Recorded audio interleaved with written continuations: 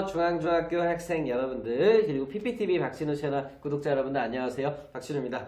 우리 지난 시간까지 계속 수업했을 때 제가 계속 앉아서 하니까 질문이 들어왔어요. 선생님 키는 몇이에요? 라고 하는 질문 들어왔는데요. 자, 여러분들 아시다시피 제 키 같은 경우에는 온갖 음해에 시달렸어요. 아유 분필이 없네요. 여러분 이거 다 거짓말인 걸 아시죠? 여러분들 잘 기억해 주세요.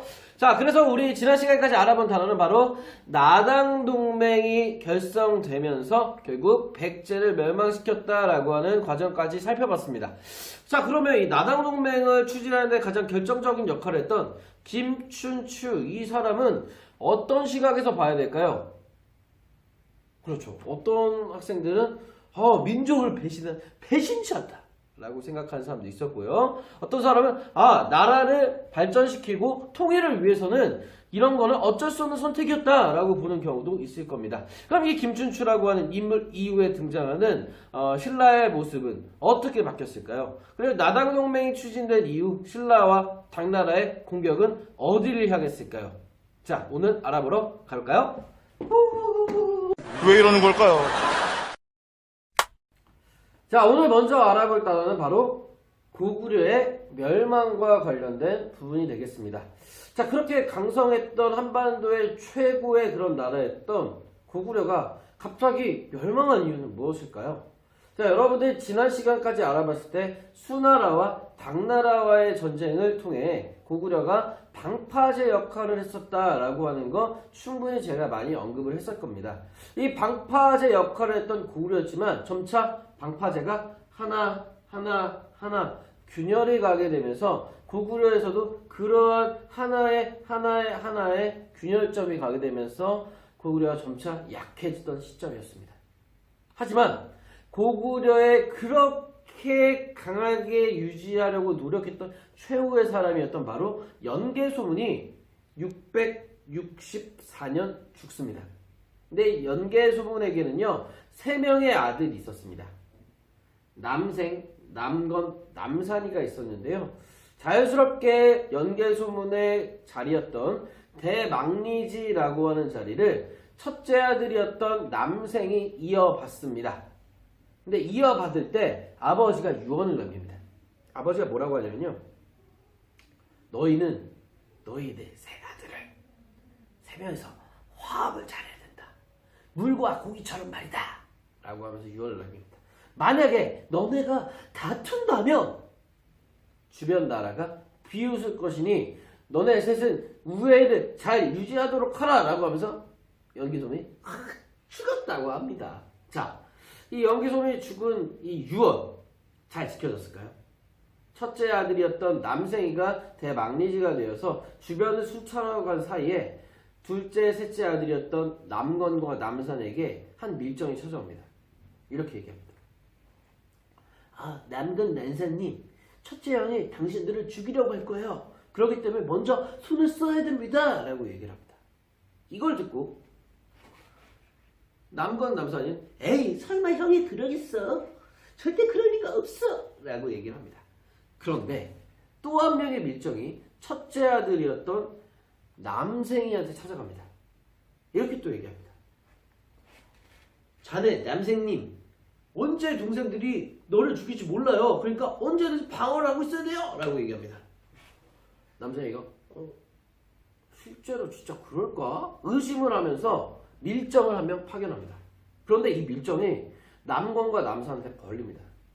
그러면서 남건과 남산이 처음에는 형이 자기를 죽이고 쫓아낼 거라고 생각하지 않았지만 밀정이 딱 잡혀지니까 형이 진짜 나를 죽이겠구나 라고 생각을 합니다. 그래서 결국 형을 죽이라는 명령을 내립니다. 결국 남생 같은 경우에는 동생이 진짜 나를 죽이려고 하는구나 라고 깨닫고 결국에 군대를 일으킬 수밖에 없는 상황이 됩니다. 자, 결국에 형제 간의 다툼이 치열하게 전개됩니다. 그럼 고구려에서는 이 자체적으로 남생 편을 드는 사람도 있고요. 남건과 남산 편을 드는 사람이 생깁니다. 자, 둘이 파이트를 뜹니다. 누가 이겼을까요? 왕을 모시고 있었던 남건과 남산이 계속 승리를 거두게 됩니다.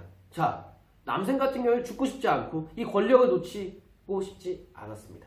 결국 그가 요청했던 곳은 바로 당나라였습니다.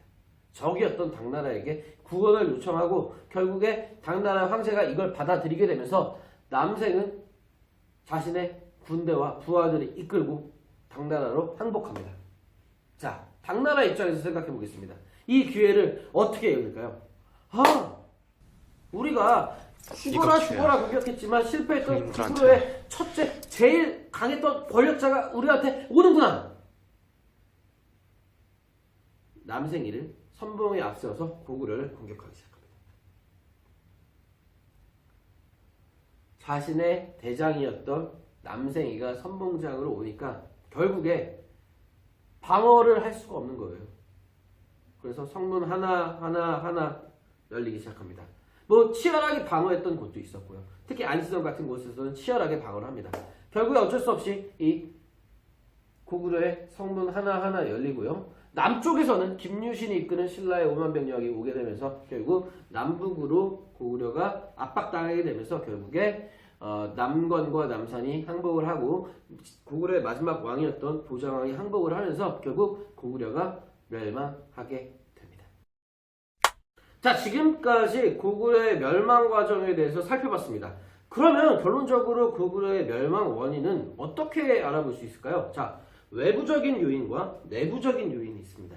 자, 먼저 외부적인 요인 같은 경우에는 지속적으로 이미 30년 이상 고구려는 전쟁을 해왔습니다. 아까도 말했듯이 방파제가 균열이 간다고 그랬었죠. 그래서 중국과의 지속된 전쟁과 당나라와 신라의 압박에 결국에 당나라가 공격으로 인해 고구려가 멸망하게 됩니다. 그다음 내부적인 요인 같은 경우에는 중요한 인물이었던 연개소문이 죽은 이후에 남생, 남건, 남산 형제 간의 권력 다툼으로 인해 국가의 그런 지배층이 분열이 되었다라고 하는 것으로 정리할 수가 있겠습니다. 자, 다음으로 살펴볼 단어는 바로 백제와 고구려의 부흥운동이 되겠습니다.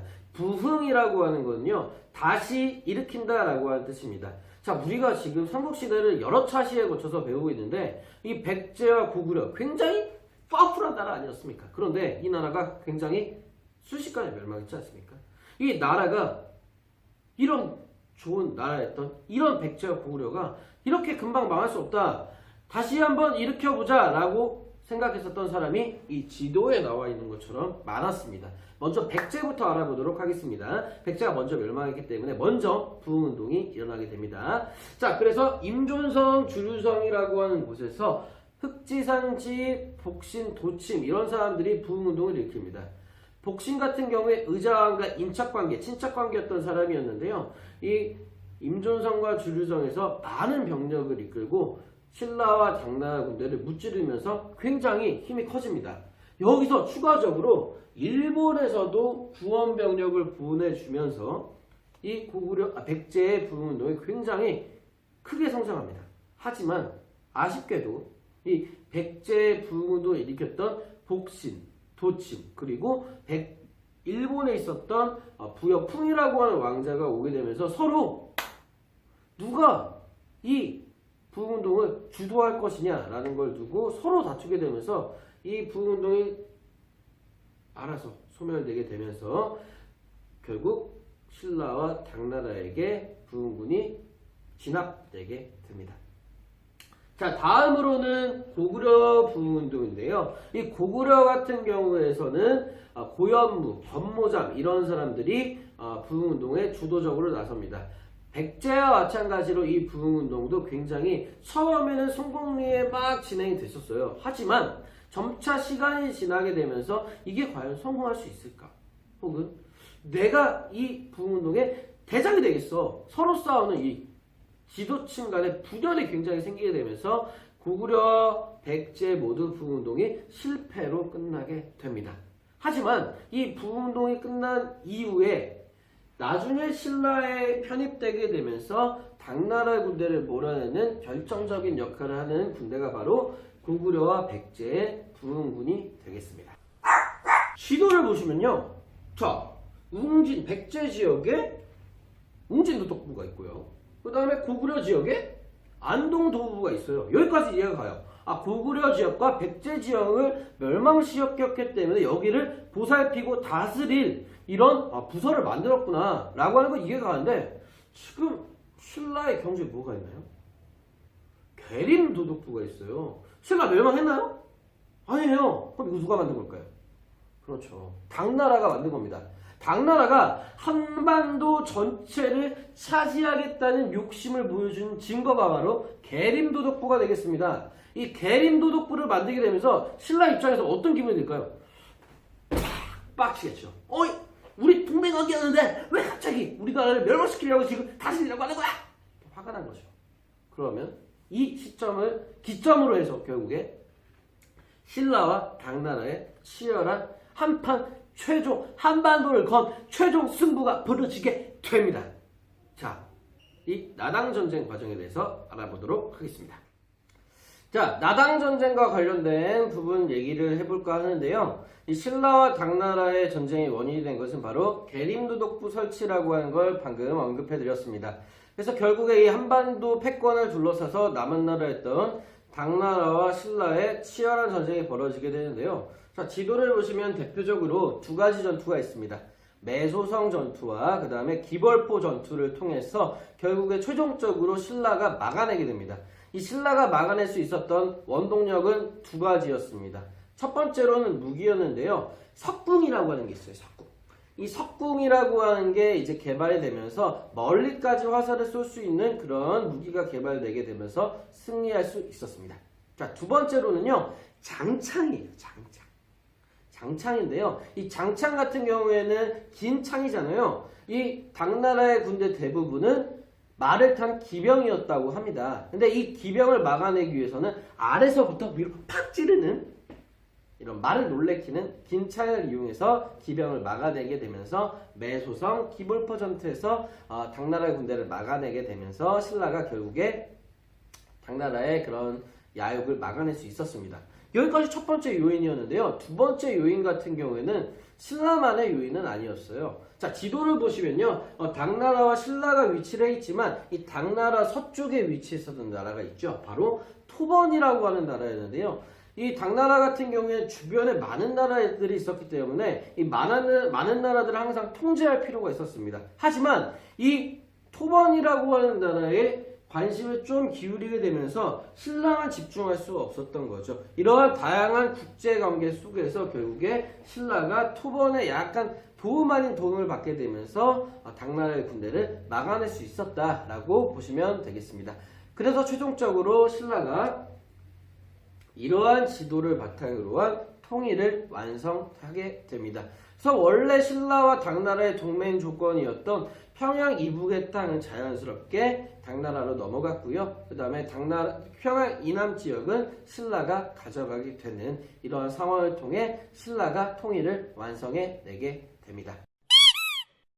자, 오늘 배운 내용을 형성평가를 통해 만나보도록 하겠습니다. 자, 먼저 첫 번째 문제가 나와 있죠. 신라의 김춘추가 백제의 공격으로 나라가 위기에 빠지자 어디에 먼저 갔었죠? 그렇죠. 고구려로 먼저 가서 도움을 청했지만 실패했고, 그 다음에 일본에 갔지만 실패했고, 최종적으로 당나라로 가서 도움을 요청해서 나당 동맹이 체결되었다라고 하는 문제가 되겠습니다. 자, 두 번째 문제 보겠습니다. 흥선보에서 맞서 싸운 이 백제 장군 이름 물어보고 있어요. 바로 계백이 되겠습니다. 그래서 두 가지 문제 풀어봤고요.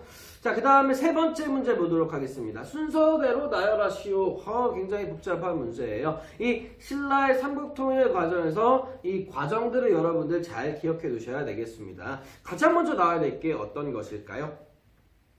자, 먼저 고구려가 수나라의 공격을 막아낸 살수대첩 먼저 디귿이 먼저 나오면 되겠네요. 자, 그 다음으로 나올 것은 당나라의 공격, 당태종의 공격을 안시성에서 막아냈다라고 하는 리을이 나오면 되겠고요. 그 다음에 나당 동맹 이후에 백제를 공격하는 기역이 나오면 되겠고요. 그 다음에 고구려의 지도층, 그 다음에 남생, 남건, 남산 네 분이 생겨서 고구려가 멸망했다는 미음이 나오면 되겠습니다. 자, 그 다음 마지막으로 신라가 당나라의 군대를 막아내면서 최종적으로 삼국통일을 완성했다라고 하는 니은이 나오면 되겠습니다. 그래서 디귿, 리을, 기역, 미음, 니은 순으로 정리를 할 수가 있겠습니다. 자, 오늘 학습 내용 다 알아봤는데요. 여러분들 한번 좀 생각해보는 시간을 가져볼까 합니다. 자, 신라가 삼국통일을 결국 이뤄냈는데 이것이 과연 잘한 걸까요? 아니면 이게 부정적으로 봐야 될까요? 라고 하는 질문을 한번 좀 해보도록 하겠습니다. 자, 지도 3개를 한번 나열해 볼 건데요, 순서대로. 먼저 첫 번째 지도를 한번 보도록 하겠습니다. 자, 첫 번째 지도는 아까 봤던 지도예요. 이 신라가 결국에 원산, 대동강, 이남의 지역을 확보했다라고 하는 지도가 되겠습니다. 자, 이 지도를 통해서 알 수 있는 점은 뭘까요? 그렇죠. 신라가 삼국통일을 이뤄냈다라고 하는 걸 알 수 있죠. 근데 이 통일이 과연 몇 번째 통일일까요? 이 분열이 되었다가 하나로 합쳐지는 통일 몇 번째일까요? 그렇죠. 바로 첫 번째 통일이 되겠습니다. 그래서 이 지도를 통해 여러분들 알 수 있는 점은 바로 신라가 최초의 삼국 통일을 이뤄냈다라고 하는 사실 알 수가 있겠습니다. 이거 같은 경우에는 긍정적이라고 볼 수 있겠죠. 자, 두 번째 지도를 보도록 하겠습니다. 자, 처음 보는 지도인데 남쪽에는 신라가 있고 북쪽에 발해라고 하는 나라가 있네요. 자, 발해라고 하는 나라가 있는데 아직 발해는 배우지 않았지만 고구려의 그런 뜻을 이어받은 나라가 바로 발해예요. 그렇기 때문에 신라의 통일은 최초가 아니다. 아니면 완전한 통일이 아니다 라고 볼 수 있겠죠. 발해가 계속 있기 때문에요. 그래서 이거 같은 경우에는 신라가 아직 완전한 삼국통일은 아니다 라고 볼 수 있는 그런 의도가 담긴 지도가 되겠습니다. 자, 세 번째 지도로 넘어가 볼까요? 네, 이 지도는 고구려의 전성기를 보여줬던 지도죠. 이것이 의미하는 바는 무엇일까요? 네, 그렇죠. 고구려가 원래 가지고 있었던 영토가 이제 당나라로 넘어갔기 때문에 영토가 축소되었다. 그래서 우리의 한반도에 있었던 고구려 백제 신라의 그런 좀 터전이었던 만주 지역을 잃었다라고 하는 그런 사실을 알 수 있는 지도가 되겠습니다.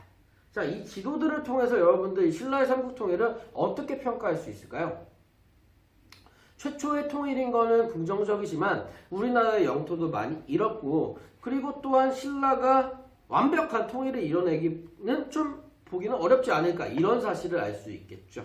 자, 다음 사료를 한번 보도록 하겠습니다. 이 사료를 해석해 보면요, 전쟁으로 많이 투입되었던 무기들을 녹여서 그렇죠, 농기구로 만들어줬다라고 하는 사료가 되겠죠. 이 사료를 통해 알 수 있는 점은 바로 몇백 년간의 전쟁이 끝나고 이제 안정기, 평화기를 맞이하면서 백성들에게 모든 그런 평화가 찾아왔다. 이 전쟁의 단점이 보이고 평화라고 하는 면이 많이 부각된 사료라고 볼 수 있겠습니다. 자, 이렇게 지도와 사료를 통해서 신라의 삼국통일을 어떻게 봐야 될까라고 하는 점을 알아봤는데요. 긍정적인 점도 있고요, 부정적인 점도 있습니다. 그래서 긍정적인 점과 부정적인 점들이 지금 화면에 잘 나타나 있는데요. 그러면 이 신라의 삼국통일을 긍정적으로 보는 시각도 있고 부정적으로 보는 시각도 있지 않습니까? 그런데 여기서 주목해야 될 점은 고구려, 백제, 신라가 각각의 나라였는데 이 나라들이 각기 하나의 민족이라고 하는 의식을 가지고 있었을까? 라고 하는 의문점이 있습니다. 자, 이 당시에 서로 싸우고 어떨 때는 화합하고 이런 사이였는데 그런 나라 사이들의 나라들이 과연 하나의 원래 뿌리라고 생각을 했을까? 라기보다는 그들 각각의 경쟁을 이기기 위한 다른 그런 경쟁 국가들이라고 봤을 가능성이 높습니다. 지금 우리의 시각에서 보면요, 원래 고주선이라고 하는 뿌리에서 나눠져서 다시 하나로 합쳐진 거지 않습니까? 그런데 지금 그 당시의 사람들의 생각에서 본다면 하나의 경쟁 국가이고 하나의 민족이라고 생각하기에는 좀 어렵게 보지 않았을까. 그래서 신라의 김춘추 같은 경우에도 다른 나라를 이기기 위해서 그 먼 다른 나라였던 당나라를 찾았던 것이겠죠. 그래서 여러분들 신라의 삼국통일을 부정적으로 볼 수도 있고 긍정적으로 볼 수 있다고 생각을 합니다. 그래서 여러분들의 의견들은 굉장히 존중받아야 된다. 그래서 이런 신라의 삼국통일에 대한 의견을 여러분들 다음 논술 때 한번 적용해 보도록 하겠습니다. 자, 여러분들 오늘 수업 잘 들어보셨나요? 오늘 같은 경우에 저번 수업과는 다르게 앉아서 하지도 않고 계속 일어서서 하고 PPT도 없기 때문에 여러분들 좀 당황하셨죠? 왜 이러는 걸까요? 하지만 대면으로 하는 게 이렇게 얼굴 보면서 하는 게 더 생기 있고 좋지 않나 싶습니다. 그래서 여러분들 더 괜찮다고 한다면 계속 이렇게 진행을 좀 해볼까 합니다. 역사 유튜브 채널에서도 거의 이렇게 하더라고요. 그래서 PPT보다는 이렇게 얼굴 좀 보여주면서 하는 게 여러분들 또 인식에도 좋지 않을까 이렇게 생각합니다. 그래서 오늘 배운 내용은 고구려가 멸망하면서 부흥운동까지 일어났지만 실패하고 나당 전쟁을 통해서 최종적으로 신라가 삼국통일을 이뤄냈다라고 하는 과정까지 살펴봤습니다. 그래서 지금 장시간 동안 삼국시대에 관련된 내용이 이렇게 끝마쳐지게 되고요. 다음 시간에는 이제 신라의 통일 이후에 발해와의 그런 과정, 남북국 시대와 관련된 그런 단원에 대해서 알아보고자 합니다. 그래서 오늘 배운 내용 같은 경우에는 논술형 수행평가 범위에도 해당되기 때문에 여러분들 꼭 잘 보시고 다음 수업 시간에 연관성이 있기 때문에 항상 역사는 연관성이 있고 관련성이 있는 과목이라고 하는 거 여러분들 잊지 않으셨으면 좋겠습니다.